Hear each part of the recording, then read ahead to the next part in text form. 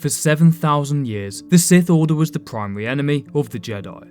However, unlike the Jedi, who can trace their origins to 25,000 years before the Clone Wars, the Sith's origins are shrouded in mystery. The Sith Order was largely formed out of an alliance of history's losers, and, as this video will detail, these various groups didn't necessarily start out as evil. Today, we will discuss the long and complex history leading up to the formation of the Sith Order, explaining how the suppression of ideas as well as tragedy ultimately led to the formation of the Brotherhood of the Sith. To really understand the Sith's origins, we must start at the beginning, around 100,000 years before the Clone Wars. On the world of Korriban, an aggressive red-skinned species known as the Sith evolved. This species had a strong connection to the dark side of the Force, and soon began to form into various warring tribes. The Sith and the dark side had a natural symbiosis, and they thrived off it, developing and perfecting dark side abilities that were formerly deemed impossible. Outbreaks of violence between the Sith kingdoms were frequent, but the Sith people viewed it as equally important as peace and tranquility. However, unlike the Sith of modern times, the ancient Sith were highly community-based, and in a savage and brutal way, cared for one another in their tribes. However, this greyer view of the Force would not last, as great changes were taking place within the galaxy. At this time, the galaxy was ruled by a species known as the Celestials. It is unknown exactly what the Celestials were. Some claim they were the embodiments of the Force, or may have even created the Force itself. However, that's a debate for another video. What is known is that they had many client species, most notably the Gree, the Qua, and the hive mind of the Killiks. They used these slave races to create many galactic wonders, including the Corellian system and Centerpoint Station, while also teaching primitive species about the will of the Force. However, one day, the Qua would arrive on a planet in the unknown regions, seeking to teach the natives about the will of the Force as they had done countless times before. However, this species, named the Rakata, were cannibalistic monsters, hell-bent on the conquest of the galaxy. While the details have long been lost, it is generally accepted that the Rakata soon unleashed dark-side weapons on the galaxy, and waged war upon the Celestials and their client races. The Gree records state that the Rakata, known to them as the Soul Hunters, released curses upon the Celestials known as the Grey Swallowing and the Faceless Mouths, although exactly what these were is no longer known. Other Lovecraftian entities, such as the World Razor, were unleashed during this war, and were said to have consumed over 1,000 worlds. After many years of conflict, the Celestials disappeared from the galaxy, with some theorizing they had retreated into the Force itself. Following this, the reign of the Rakata began. However, as the Celestials' client races fled from the Rakata, they left a trail of destruction in their wake. The Killiks, possibly under the direction of the Celestials themselves, attempted to invade Korriban, revealing to the Sith for the first time that there was life outside of their planet. Even though the Sith were a mere pre-industrial tribal society, they managed to repel the Killiks using the dark side of the Force. This war had a profound effect on the Sith species, pushing them deeper into the depths of the dark side. Civil war continued among the Sith nations on Korriban for another 2,000 years, but the planet was eventually unified under the reign of a single Sith, Adas.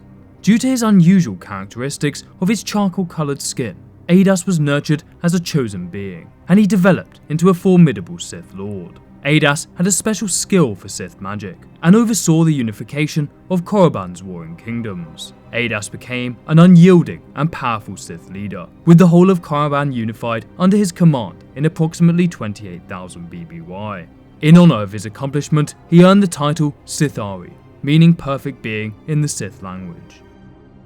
When the dark-side conquerors of the Rakatan Infinite Empire landed on Korriban, Adas had been governing for almost 300 years. The Rakatans attempted to lure Adas into trusting the Rakata by offering the Sith new technologies such as how to construct and preserve information within a device called a holocron. Ultimately though, the Rakatans attempted to subjugate the Sith people, and the Sithari emerged to oppose the attackers. Despite the advanced weaponry of the Rakata, Adas managed to outsmart the immensely powerful Infinite Empire, eventually defeating the invaders. After this, he assumed command of the Rakatan hyperspace vessels and extended his Sith Empire to adjacent systems. However, in order to guarantee liberty for his people, Adas was forced to give up his life to ensure total victory for the Sith. With Adas' death, the Sith reverted to the former state of civil war, with the prevailing warriors declaring themselves the new Sithari.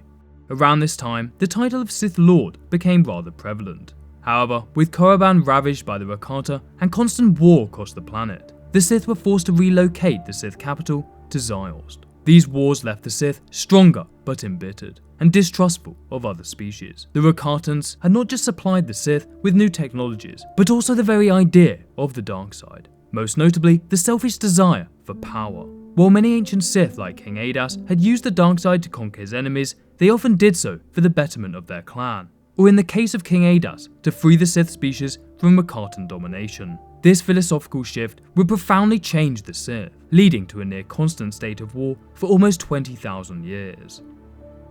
However, the Sith species are just one part of the puzzle in understanding the origins of the Sith Order and its empire.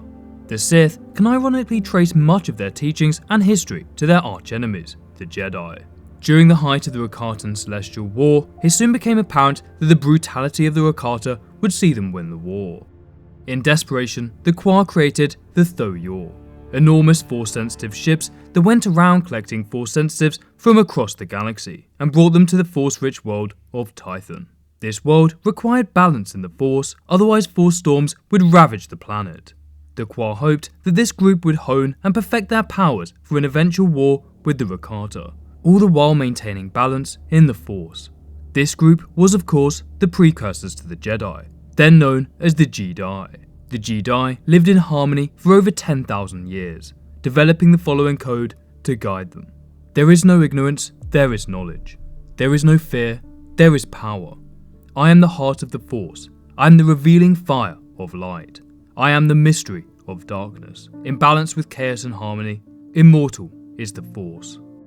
However, in the span of just a few decades, this harmony would be ripped apart, changing the course of galactic history.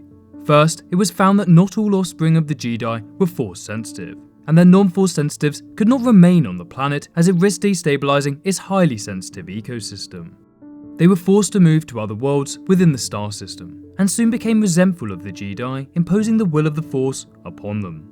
This resentment would eventually lead to all-out war with the Jedi in a brutal conflict known as the Despot War.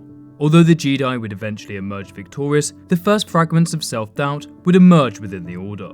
Soon after, the Rakata would invade Tython in an attempt to seize ancient Kwa technology that would have allowed them to travel instantaneously throughout the stars. The Jedi were forced to take up arms against the Rakata, utilizing dark-side inclined force sabers as well as other dark force techniques. After the Rakata were eventually repelled, a split between those who wished to continue using the dark side in case of further conflicts and those who rejected all aspects of the dark side developed. This culminated in the decade-long Force Wars between the followers of Bogan and the forces of Ashla. While the followers of the Light, or Ashla, would eventually be victorious, their homeworld would be devastated, forcing them to relocate to the lush world of Ossus.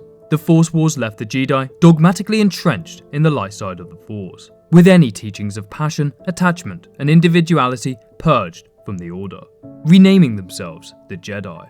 The ancient Jedi oath was done away with and forbidden, instead replaced with the following code. There is no emotion, there is peace. There is no ignorance, there is knowledge. There is no passion, there is serenity. There is no chaos, there is harmony. There is no death, there is the Force.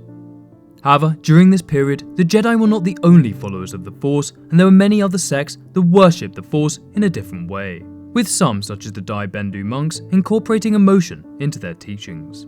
Others focused upon more practical aspects of the living Force, learning how to drastically increase crop yields and how to heal others using the Force. Some groups also studied midichlorians and the secrets of immortality, which of course the Jedi Order frowned upon.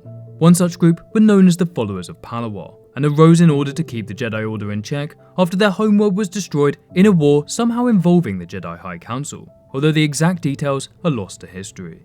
This order developed a highly effective martial art known as Teras Kasai, specifically designed to combat the Jedi. These Force practices garnered the attention of a respected Jedi Knight known as Zendor, who was highly questioning of the Jedi High Council's increasingly singular view of the Force. He desired to learn from these other sects, and learn their Force techniques so that the Jedi could better serve the Force and the people of the galaxy. However, when he asked the Jedi if he could open an academy to study these sometimes darker aspects of the Force, he was unanimously rejected. Zendor quietly left the Order, settling on the world of Leto to start his academy without the blessing of the Jedi.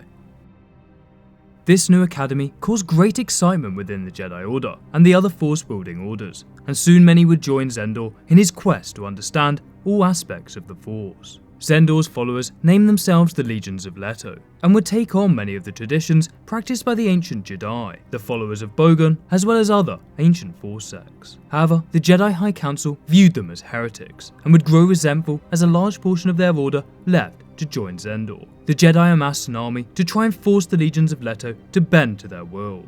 However, Zendor's followers would also militarize, and soon the two armies clashed. Who struck first has been lost to history, but in an attempt to prevent civilian bloodshed, Zendor confronted the Jedi on their fortress world of Ossus. The Jedi soon pushed the Legions of Leto away from Ossus and pushed them back towards the civilized worlds of the core in an attempt to draw the Republic to their side. Zendor would inform the Republic of the Jedi High Council's treachery, but they instead sided with the Jedi Order, branding Zendor as a warlord. The war would spill over into the Republic, and even Coruscant itself saw its fair share of the fighting. Eventually Zendor was slain in battle, and his academy was sacked by the armies of the Jedi. His followers were hunted down and brutally murdered by the Jedi. Ironically, the Jedi were so fearful of Zendor's small deviation into the dark side, they were willing to commit mass murder in order to crush any dissent in their philosophy. However, while men of flesh and blood like Zendor can be killed, an idea never truly dies. Without radical reform within the Order, there would always be those who questioned whether the Jedi teachings truly were the only way of worshipping the Force. Over the next 20,000 years, many continue to question the High Council's actions during the First Great Schism, and this leads us to the most important story in the creation of the Sith, the Second Jedi Schism. 7,000 years before the Battle of Yavin, the Republic seemed unstoppable. There hadn't been any galactic-scale wars in thousands of years, and many new worlds such as Trandosha, Malastare, and Elrond flocked to join its flourishing economy. Technology was improving at an unprecedented rate, with progress and enlightenment being the defining features of this era. This way of thinking began to seep over to the Jedi Order, and many members began to question the Jedi's isolationist teachings. Cosmic disasters, famine, and disease still regularly wiped out entire planets, and despite technological improvement, many trillions of beings still lived in abject poverty and misery. Some Jedi began to use the Force with the intention of improving the lives of those around them. As we already discussed, Force organizations of the distant past had experimented with forms of advanced Force healing, rapid plant growth, and even immortality in a bid to aid the citizens of the galaxy. However, many of these groups had been wiped out by the Jedi alongside Zendor and his Legions of Leto. These practices had been suppressed and banned by the High Council, but knowledge of Zendor and his followers lived on. Many Jedi began to sympathize with his quest to explore the Force, even abilities that had long ago been forbidden. This group of Jedi, led by Ajunta Pall, Zozan, and Karnis Mur, began experimenting with the Force, finding they could influence living beings to create creatures subservient to their will. These Jedi theorized that such powers could heal long-dead worlds, end suffering, and even end death. However, the High Council reacted in a similar manner as they had to Zendor many years before, shunning them and declaring them heretical Dark Jedi. Not wishing to give up their powers, the Dark Jedi called on others to join their ranks in a quest to create a galactic utopia. Despite their rallying cry, the Dark Jedi were still few in number and stood no chance against the Jedi and their allies in the Republic. Using their newfound powers, they raised an army of animalistic creatures in the hopes of somehow achieving victory. This war waged on for 100 years, with the Dark Jedi seemingly always on the back foot. Their desperation led them further down the path of the dark side, and during the second half of the war began creating fearsome abominations such as the Leviathan to reinvigorate their armies. Partly due to infighting among the Dark Jedi ranks, and also due to the brave actions of Jedi Knights and Republic armies, the Dark Jedi were eventually cornered on the world of Korbos. After bombardment of the planet, the Dark Jedi finally surrendered, and the 100-year darkness was finally ended. Despite calls for public executions, the Jedi and Republic instead ruled that exile would be a fitting punishment for these Dark Jedi. They loaded them onto a transport ship and sent them careering into the unknown regions. The Jedi and Republic believed that once again the dark side had been quelled from the galaxy, but in reality their troubles were only just beginning. The Dark Jedi exiles landed on a desolate and war-torn planet. This planet was of course Korriban, the homeworld of the Sith species. The Dark Jedi quickly used their powers and technology to overpower their king and took control of the already dark side inclined species. The Sith species, after years of infighting and war, welcomed their new overlords. For the first time in thousands of years, the Sith were truly united and ready to exact their revenge upon a galaxy that they believed had long ago wronged them and left them to fester in the outer reaches of the galaxy.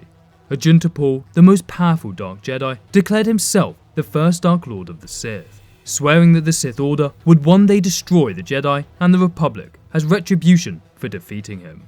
Using advanced technology and powerful dark side techniques, the Dark Jedi transformed the primitive Sith Empire into a force that would one day threaten the entire galaxy. To guide and lead this new Sith Empire, the Order of the Sith Lords was created. They adopted the Code of the Sith, itself a corrupted mockery of the Jedi Code, and the Jedi Oath that preceded it. It read as follows: "Peace is a lie. There is only passion. Through passion, I gain strength. Through strength, I gain power. Through power, I gain victory. Through victory, my chains are broken. The Force shall free me." The codification of the Sith ideals was the birth of the Sith Order, laying down its core principles that would guide them for the next 7,000 years. However, as we have discussed in this video, the seeds that would one day grow into the Sith Order have been sown many thousands of years before their official formation. In many ways, the Brotherhood of the Sith Lords was an alliance of history's losers. From the brutality of the Killiks and Rakata, whose invasions pushed the Sith species deep into the depths of endless civil war and the dark side, to the narrow-minded Jedi, whose intolerance against those who wished to make the galaxy a better place had led to the first and second Jedi schisms. The origins of the Sith Order were deeply rooted in tragedy that spanned many light years and millennia.